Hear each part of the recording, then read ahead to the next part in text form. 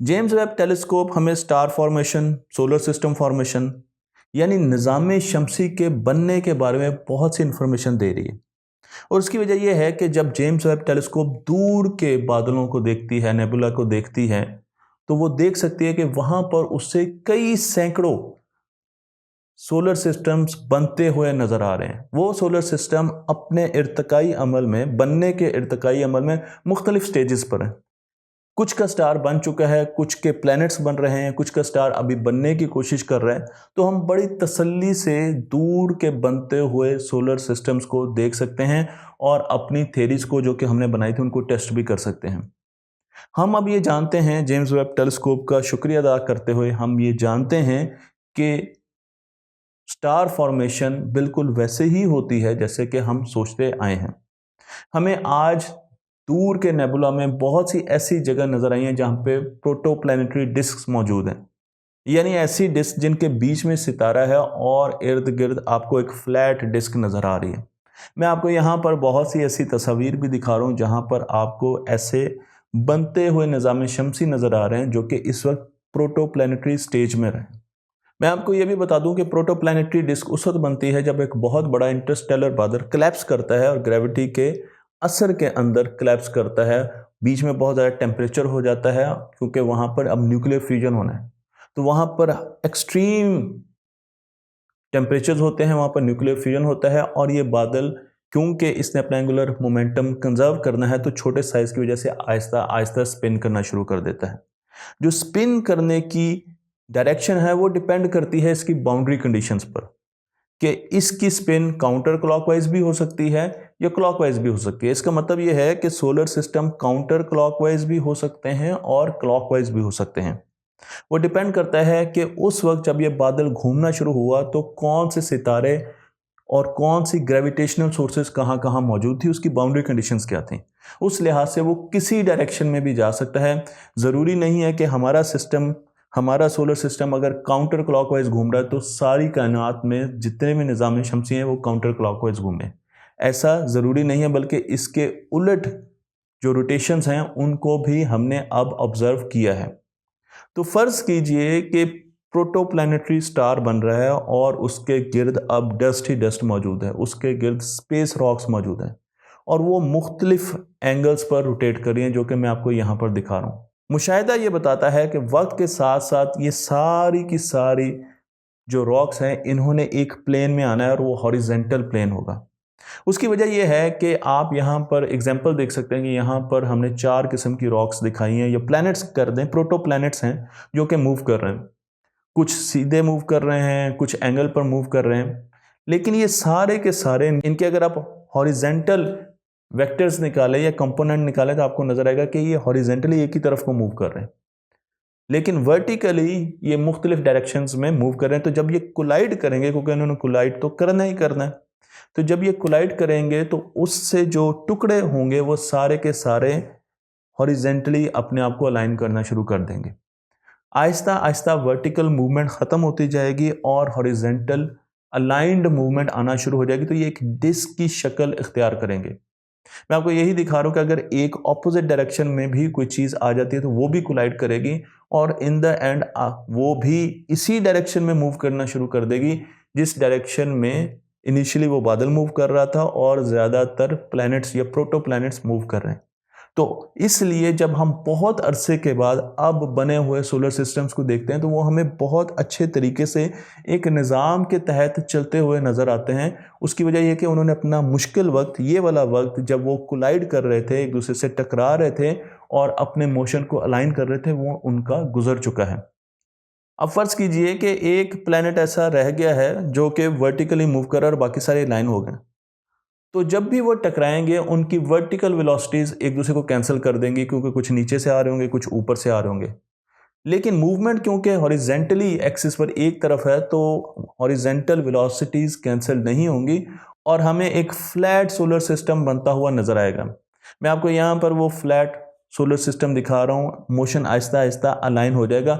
अब आप देखेंगे जितनी भी आप गैलेक्सीज़ को देखते हैं वो भी फ्लैट हैं, आप सोलर सिस्टम्स को देखते हैं वो भी फ्लैट हैं।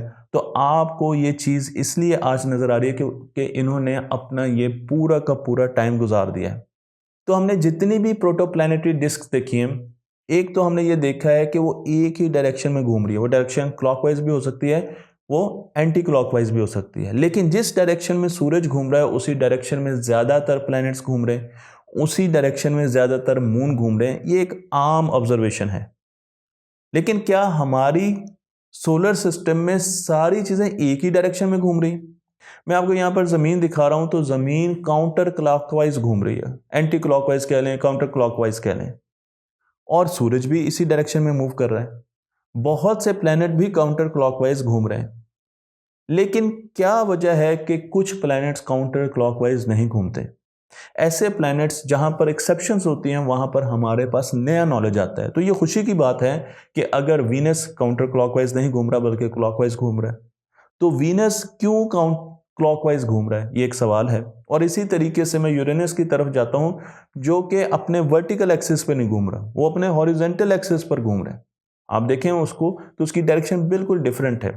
हमारा ये ख्याल है कि जब यूरेनस बना उसके साथ बहुत सी कोलिजन्स हुई, और उन कोलिजन्स ने, वो इतनी बड़ी कोलिजन्स थी कि उन्होंने मजबूर कर दिया कि ये अपनी ओरिजिनल रोटेशन को छोड़े। एक तो ये टिल्ट हो गया और उसके साथ साथ इसकी रोटेशन जो है वो भी चेंज हो गई।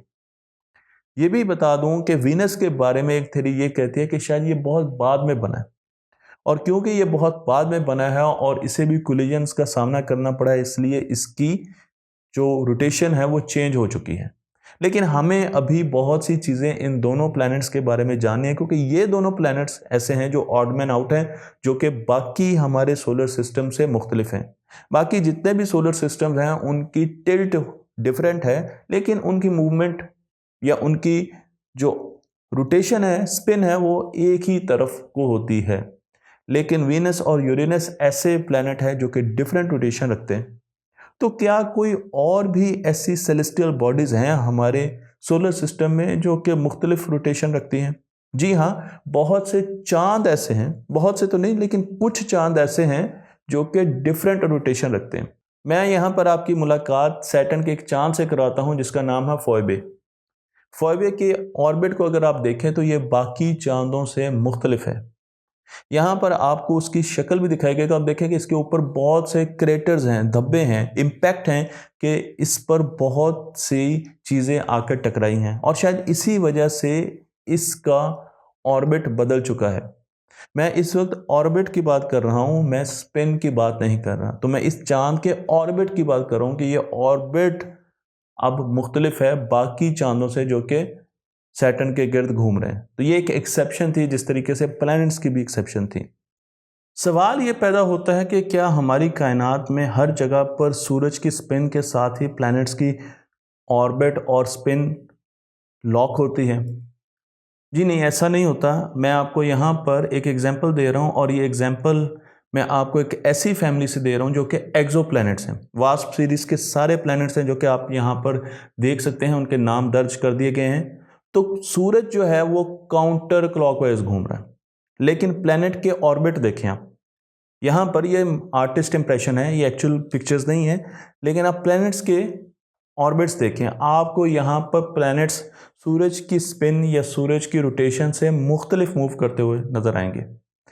इसकी क्या वजह हो सकती है? क्योंकि इसकी वजह से तो हमारी सारी की सारी कहानी ख़त्म हो रही है। अभी तक हम ये नहीं जानते कि इस एबनॉर्मेलिटी की क्या वजह है, लेकिन इस पर बहुत ज़्यादा रिसर्च की जा रही है कि आखिर क्या वजह है। करीब के सितारों को देखा जा रहा है कि उनकी ग्रेविटी कितनी पावरफुल है। कि ऐसा तो नहीं कि करीब एक बहुत बड़ा सितारा है और उसकी ग्रेविटी इतनी पावरफुल है कि वो इस छोटे सितारे के प्लैनेट को डिफरेंट तरीके से मूव करवाने की कोशिश कर रहा है, या कोलिजन कितनी हुई, इन प्लैनेट्स को बनने में कितनी मुश्किलात पैदा हुई। तो इस पर बहुत ज़्यादा रिसर्च की जा रही है, लेकिन ये हतमी बात नहीं है कि सूरज जिस तरफ को स्पिन करेगा सारा का सारा सोलर सिस्टम भी उसी डायरेक्शन में मूव करेगा, ऑर्बिट भी करेगा और प्लैनेट भी स्पिन करेंगे। अब आपका सवाल ये होना चाहिए कि आपको कैसे पता कि ऑर्बिट जो प्लैनेट का है वो काउंटर क्लॉकवाइज है या क्लॉकवाइज है?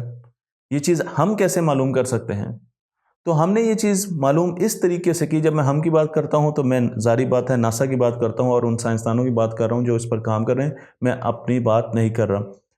तो हमने ये कैसे मालूम किया कि ये प्लैनेट्स किस तरीके से मूव करते हैं? उसकी बड़ी आसान वजह है। और वजह यह है कि जब हम सूरज की तरफ देखते हैं तो हमें सूरज का स्पेक्ट्रम नज़र आता है, एक तरफ नीला रंग नज़र आता है और एक तरफ लाल रंग नज़र आता है। अगर एक प्लैनेट काउंटर क्लॉकवाइज घूम रहा है तो पहले नीला रंग गायब होगा, कुछ देर के लिए उसकी इंटेंसिटी कम हो जाएगी और फिर लाल रंग की इंटेंसिटी कम होगी, तो हमें पता चल जाएगा कि प्लैनेट नीले रंग से लाल रंग की तरफ मूव कर रहा है। और अगर रिवर्स में होगा, पहले लाल रंग की इंटेंसिटी खत्म होगी और फिर नीले रंग की इंटेंसिटी खत्म होगी, तो हमें पता चल जाएगा कि प्लैनेट क्लॉकवाइज मूव कर रहा है। पहले एंटी क्लॉकवाइज कर रहा है तो अब क्लॉकवाइज कर रहा है। तो ये बहुत आसान तरीका है जिससे हम प्लैनेट की डायरेक्शन भी मालूम कर सकते हैं। हम अब ऑर्बिट्स की तरफ आ रहे हैं। अब स्पिन से हम निकल रहे हैं। हमने प्लैनेट्स की स्पिन तो देखी नहीं है कि वो किस तरीके से सूरज के साथ जाती हैं, लेकिन ऑर्बिट वो भी सूरज की स्पिन के साथ जाते हैं, लेकिन हम ऑर्बिट्स को ज़्यादा तफसील से पढ़ने जा रहे हैं। और अगर हमने ऑर्बिट्स को पढ़ना है तो फिर हमें एक साइंसदान का नाम लेना पड़ेगा जो कि हैं जोहानस केपलर। केपलर ने बहुत से लॉज दिए ऑर्बिटल साइंस पर, लेकिन मैं उनके पहले लॉ की तरफ जा रहा हूँ जो कि लॉ ऑफ ऑर्बिट है। और वो ये कहते हैं कि जो प्लैनेट्स हैं वो किसी भी सूरज के गिर्द अगर हम आसानी के लिए मूव करते हैं वो सर्कल में नहीं करते। उनकी जो शेप होती है ऑर्बिट की वो सर्कल नहीं होती, ये उनका पहला लॉ है। लेकिन साथ साथ उन्होंने अपने लॉ में हमें यह भी बता दिया कि उसकी स्पीड भी वेरी करती है। स्पीड क्यों वेरी करती है? उसकी वजह एंगुलर मोमेंटम की कंजर्वेशन है। दोबारा उसी जगह पर आ गए, जहां पर प्लैनेट सूरज से दूर है वहां पर उसकी स्पीड कम होगी। आप इस एनिमेशन में भी देख सकते हैं। जहां वो सूरज के करीब होगा, स्टार के करीब होगा, प्लैनेट की स्पीड तेजी से बढ़ जाएगी। रोटेशनल स्पीड की बात हो रही है। और उसकी वजह यह है कि उसने law of conservation of momentum को मानना है। और law of conservation of momentum, उसका फॉर्मूला मैंने आपको बताया था। वो हमें बताता है कि जहां रेडियस ज़्यादा होगा वहां पर एंगुलर स्पीड कम होगी, ताकि मोमेंटम को कंजर्व किया जा सके, उसको कांस्टेंट रखा जाए। और जहां पर रेडियस कम होगा, फासला कम होगा सूरज से प्लैनेट का, वहां पर प्लैनेट की स्पीड बहुत तेजी से बढ़ेगी ताकि मोमेंटम को कंजर्व किया जाए। तो ये दोनों कंडीशंस आप यहां पर देख सकते हैं। इसलिए जो प्लैनेट्स हैं उनकी स्पीड एक जैसी नहीं होती सूरज के गिर्द। लेकिन सूरज की स्पीड भी एंगुलर स्पीड एक जैसी नहीं होती ब्लैक होल्स के गिर्द। मैं आपको यहां पर एक ब्लैक होल दिखा रहा हूं। गोया कि ये ब्लैक होल आपको नजर नहीं आएगा, लेकिन आप इसके गिर्द घूमते हुए सूरजों को देखें, सितारों को देखें, आपको नजर आएगा कि सितारे अपने ऑर्बिट में कई जगह पर स्लो हो जाते हैं क्योंकि वो ब्लैक होल से दूर चले जाते हैं। और जब वो ब्लैक होल के करीब आते हैं तो वो बहुत तेजी से मूव करते हैं, बहुत तेजी से ऑर्बिट करते हैं, क्योंकि उन्होंने अपना एंगुलर मोमेंटम कंजर्व रखना है। इसलिए आपको यहां पर ऑर्बिटल डायनेमिक्स नजर आ रही है। हमने ऑर्बिट्स को देख लिया, हमने प्लैनेट्स को देख लिया, हमने सन को देख लिया। अब हम चलते हैं और हम देखते हैं और सेलेस्टियल बॉडीज कैसे स्पिन करती हैं।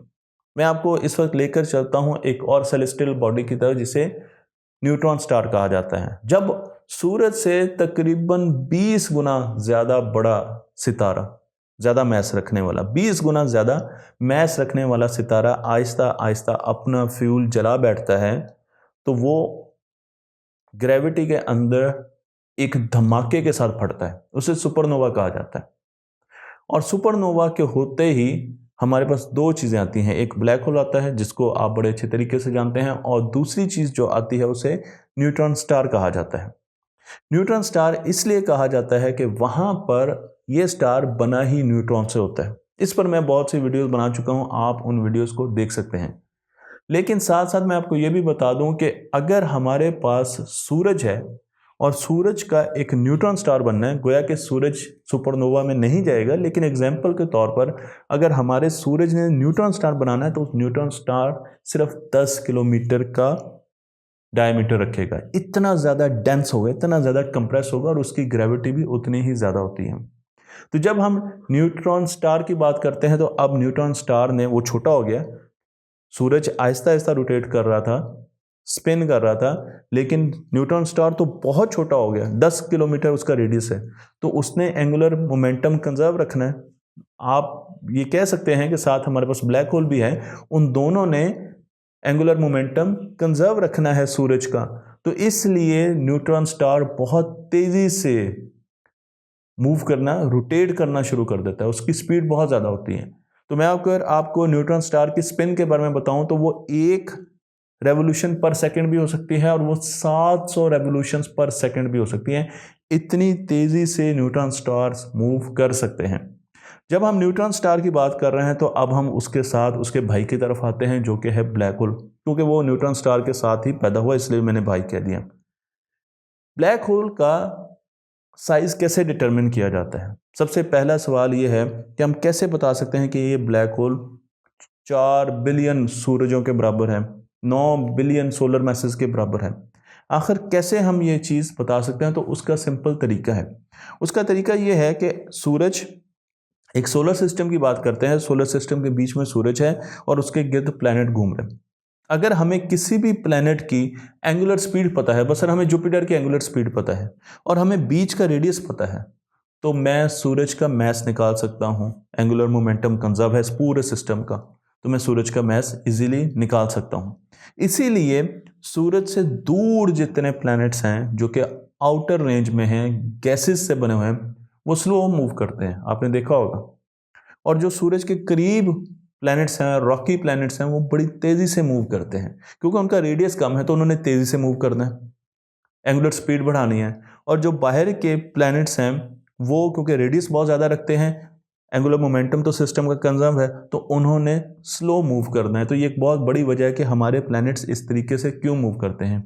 वापस आते हैं ब्लैक होल की तरफ। तो अगर बीच में ब्लैक होल है और उसके गिर्द कोई भी चीज़ घूम रही है और मुझे उसका रेडियस भी पता है, तो क्या मैं ब्लैक होल का मैस नहीं निकाल सकता? मैं बिल्कुल निकाल सकता हूँ। अगर कोई प्लैनेट किसी ब्लैक होल के गिर्द घूम रहा है, जी हाँ, प्लैनेट ब्लैक होल के गिर्द घूम सकते हैं, या स्टार ब्लैक होल के गिर्द घूम रहे हैं, तो हम उससे भी ये चीज़ निकाल सकते हैं। लेकिन अगर ब्लैक होल किसी सितारे को खा रहा है, उससे मैटर एक्सट्रैक्ट कर रहा है, तो आप देख सकते हैं कि उसके गिर्द एक डिस्क बनेगी जिसे एक्रीशन डिस्क कहा जाता है। एक्रीशन डिस्क प्लाज्मा से बनी होती है, गैसेस से बनी होती है। ये वो एरिया होता है जिसके गिर्द, जिसमें चीज़ें बहुत तेज़ी से रिवॉल्व कर रही होती हैं और बहुत ज़्यादा टेम्परेचर होता है। यहाँ से आपको मुख्तलिफ़ किस्म की रेडिएशंस भी मिलती हैं, यहाँ से आपको एक्स-रेज़ भी मिलती हैं, यहाँ से बाज़-औक़ात गैमा रेज़ भी आपको मिलती हैं। तो बहुत सी रेडिएशंस जो हैं वो भी आपको मिल रही होती हैं और साथ साथ एक्रीशन डिस्क में चीज़ें घूम रही होती हैं।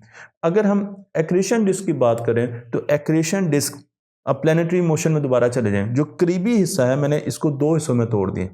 जो करीबी एक्रीशन डिस्क होगी वो बहुत तेज़ी से मूव कर रही होगी, स्पिन कर रही होगी ब्लैक होल के साथ, क्योंकि उसके गिर्द, क्योंकि उसका रेडियस कम है। और जो बाहर की एक्रीशन डिस्क है वो निस्बतन स्लो होगी। उसकी वजह क्या है? उसकी वजह यह है कि उसका रेडियस या उसका फासला ब्लैक होल से, इवेंट होराइजन से ज़्यादा है। तो एक्रीशन डिस्क भी मुख्तलिफ स्पीड्स के साथ मूव कर रही होती है। उसकी एंगुलर रोटेशन जो है वो डिफरेंट होती है, वो एक तरह की नहीं होती। हम जब ब्लैक होल्स को जज करते हैं, देखते हैं, तो एक्रीशन डिस्क बहुत छोटी होती है। हम एक्रीशन डिस्क को डायरेक्ट नहीं देख सकते। लेकिन अगर आप यहाँ पर देखें तो आपको एक ब्लैक होल नज़र आ रहा है जो कि M87 का, उसका सिर्फ आपको दहाना नज़र आ रहा है और उसके गिर्द आपको आयोनाइज्ड गैसेस के बादल नज़र आ रहे हैं। तो अब जब एक्रीशन डिस्क बहुत तेज़ी से मूव कर रही है तो उसके गिर्द अगर आयोनाइज्ड गैसेस है तो वो भी बड़ी तेज़ी से मूव करते हैं, और अगर वो तेज़ी से मूव करते हैं तो हम उनकी मूवमेंट से भी कैलकुलेट कर सकते हैं कि ब्लैक होल का मास कितना है। तो कितना पावरफुल टूल है कि जब भी कोई चीज़ किसी के गिर्द घूम रही है, चाहे वो कितनी भी दूर है, तो हम उसका डिस्टेंस और उस चीज़ के मास से अंदाज़ा लगा सकते हैं कि वो किस चीज़ के गिर्द घूम रही है और कितना ज़्यादा उसका वज़न है। तो एक्रीशन डिस्क जब घूम रही होती है तो वहाँ से भी हमें 2 सिग्नल्स मिल रहे होते हैं। जो एक्रीशन डिस्क हमारी तरफ आ रही होती है उससे ब्लू कलर की लाइट मिलती है, बिल्कुल ऐसे ही जैसे आपने सूरज का देखा था, सितारों का देखा था, मैंने आपको दूर दिखाया। तो अब सितारों की जगह एक्रीशन डिस्क को रख लें और जो एक्रीशन डिस्क का हिस्सा हमसे दूर जा रहा होता है, पल्ली तरफ जा रहा होता है, उससे रेड लाइट मिलती है। तो हमें यहाँ से भी एक्रीशन डिस्क की डिटेल्स पता चल सकती हैं कि वो किस तरफ को मूव कर रही है, और उसके साथ साथ हम उसे मुख्तलिफ़ किस्म की टेलीस्कोप्स के ज़रिए भी देखते हैं। तो M87 को जब हमने देखा तो M87 से जो निकलने वाली रेडियो वेव्स हैं उनको हमने इवेंट होराइजन टेलीस्कोप के साथ कैप्चर किया, पूरी दुनिया को एक टेलीस्कोप की तरह बनाया, और उससे जब कैप्चर किया तो हमें पता चला कि वो हमारे सोलर सिस्टम में मौजूद जो सूरज है उससे 9 बिलियन टाइम्स ज़्यादा मैस रखता है। कितना बड़ा ब्लैक होल मौजूद है।